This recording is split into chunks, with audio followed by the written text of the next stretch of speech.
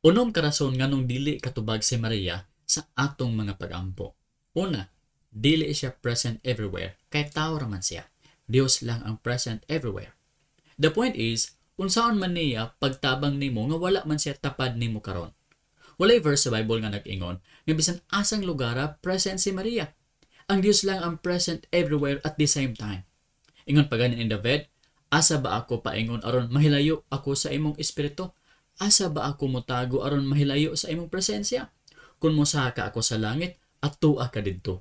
Kung muhigda ako didto sa kalibutan sa mga patay, atua ka usab didto. Kung mulupad ako ngadto sa silangan, umupuyo sa kinalayoang dapit sa kasadpan, atua ka didto aron pagtultol kanako, atua ka didto aron pagtabang kanako.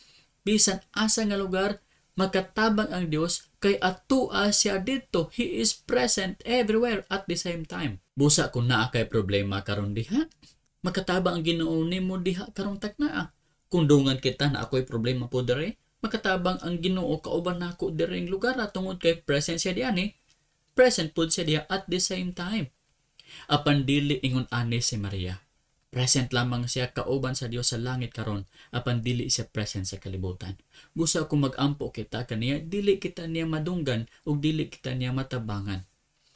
Apan kung direct kitang tanan mag-pray sa Father, madunggan ka na niyang tanan kay present man siya everywhere.